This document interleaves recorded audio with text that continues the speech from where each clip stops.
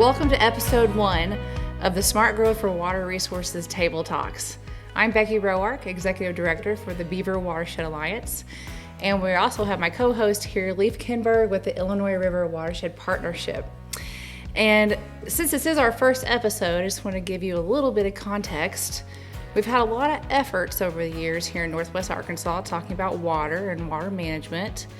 And we wanted to sit down with some leadership and just talk to them about their perspectives and insight on where we're at today in Northwest Arkansas. Plus, in April of 2025, we're actually going to host a Smart Growth for Water Resources conference right here in Northwest Arkansas. So all of this is all connected and goes together. But today, we're really excited to welcome Lane Crider, CEO of Beaver Water District.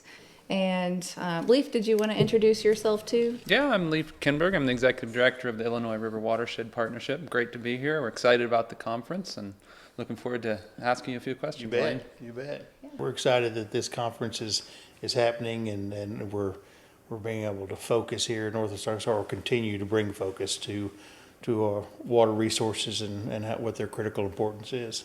Yeah. So how is the district involved in water protection, and what is the role of Beaver Water District in the Northwest Arkansas water landscape? Well, I think you can really go back all the way to the history of, or the inception of Beaver Water District.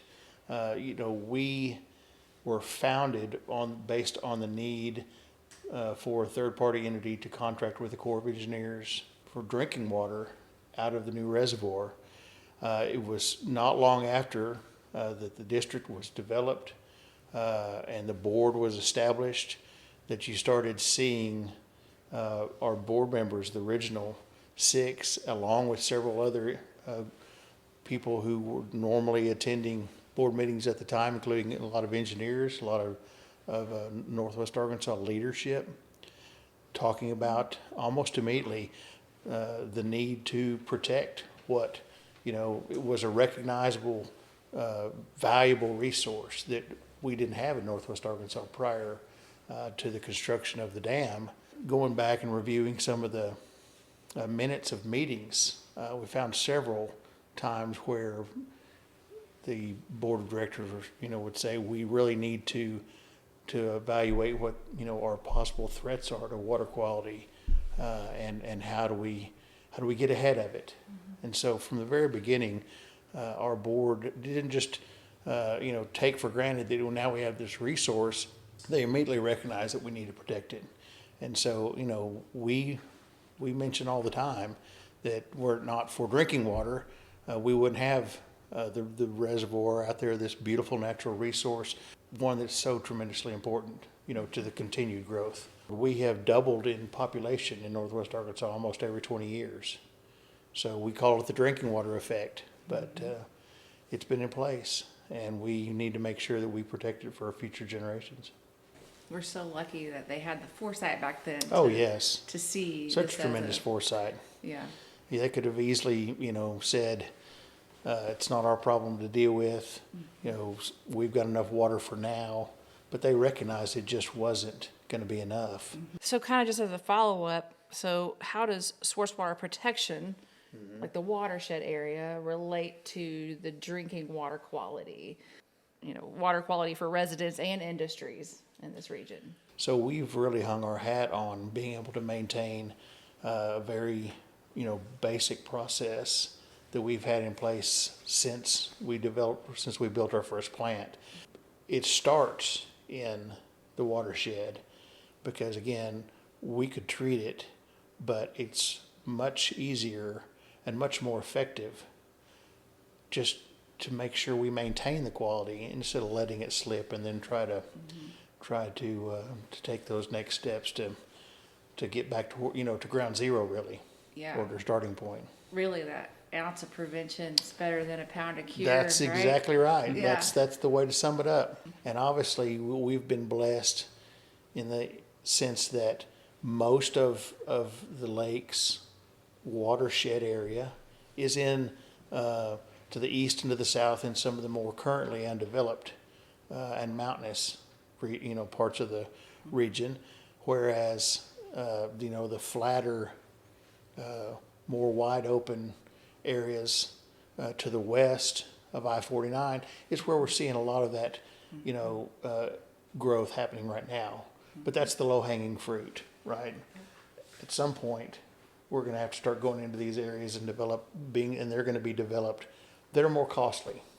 It's going to happen, and we need to be prepared and planning now for those that smart growth in those areas where it's going to be difficult, but more critically important, is absolutely worth doing now.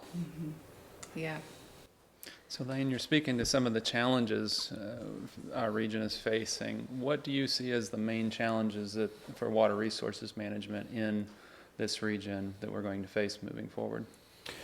Well, we are seeing a lot of residential and commercial growth at the moment. Mm-hmm. I think we will see an uptick in industrial growth, and there's potential that we could see some of that growth or some of that development being those areas that are high consumers of water. So I do see that industrial development, will continue to increase.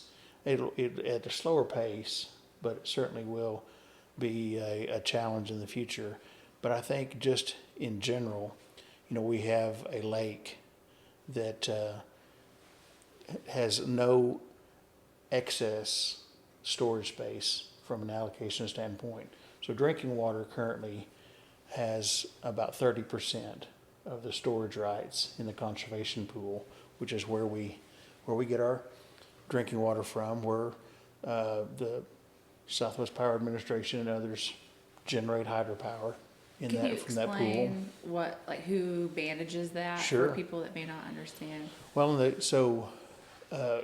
the original Water Resources Development Act and the Water Supply Act specifically of 1958 authorized the Corps of Engineers to develop these reservoirs, initially for flood control, then hydropower, recreation, and in the sense of Beaver's development, without the drinking water aspect, the cost benefit was not there. So that's why we say if it weren't for drinking water, the dam wouldn't have been built and the reservoir wouldn't have been completed. So we feel it's very important to be mindful of the fact that in the future, the drinking water aspect for municipal industrial purposes is going to be probably exceedingly more important than the other uses, specifically hydropower. So as you think about that million people and us, the region growing that rapidly, do you have any suggestions or guidance that you'd like to share in terms of how, from a planning perspective or zoning even potentially perspective, you'd like to see growth happen, smart growth in Northwest Arkansas? Yeah, we've absolutely given a lot of consideration to that, and it is going to be more critically important in the next decade than it ever has been, and there have been some previous, attempts at regulating, through zoning, the intensity of development around the lake, and a lot of there's a lot of issues with that. I know from a personal property right standpoint, but from a water quality standpoint and a source water protection standpoint, we believe that it will be critically important to manage the allowed densities in and around the lake, where you have the less intense, more broad residential, larger lots with a lot of stormwater, more low density stormwater protections in place, riparian buffer zones, those sort of things. And as you move away then from the the actual lake itself, those intensities can become greater, with greater densities and higher usage. So shifting a little bit to that you touched on it earlier, wastewater and drinking water in the intersection there. Which entities are working together on drinking and wastewater currently? And do you see any new opportunities for collaboration or opportunities to work together further that could be priorities for the future? Absolutely. And your two organizations are perfect examples of this. One of the things that our public education team is really trying to focus on with our education programs is that whole water cycle, and educating the Northwest Arkansas residents about the fact that that you have a drop of rain fall inside the Beaver Lake watershed, enter the lake, gets then pulled out and treated and sent out into this broad distribution system of one of our 4 customer cities, where it's consumed, utilized, and then sent on to a waste, collection and treatment process. And in some cases, it returns all the way back to, to the lake. In Northwest Arkansas's case, a lot of that waste then stays or moves to the Illinois River side, where it flows on west into Oklahoma, never to be seen again or used, by Northwest Arkansas residents. And so there's a balance, between, and there's a lot of education that needs to be done so people understand that process. This was a lot of information I've learned. Yeah, it's just great to hear your perspective, and especially on the growth part and densities and all those things are just so important for people to just understand that there's more to it than what meets the eye when it rains, and That's right. when we're growing. And That's right. Yeah.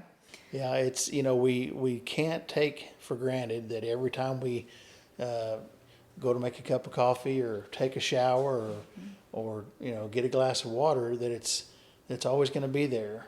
That's always the hope, of our organization and I know y'all's as well. Well, we're so fortunate to have you and the district as leaders here in the area, and everything you're doing, and to be proactive instead of reactive on all of these things. So we really appreciate it. As much as we can, that's what we want to do. All right, well, to wrap up, tell us something you love about Northwest Arkansas. I love the people. I'm blessed to be one of what is a dwindling percentage of born and raised, in Northwest Arkansas. Well, thank you for sharing with us today. This has been amazing. And again, this was our first episode for the Smart Growth for Water Resources Table Talks.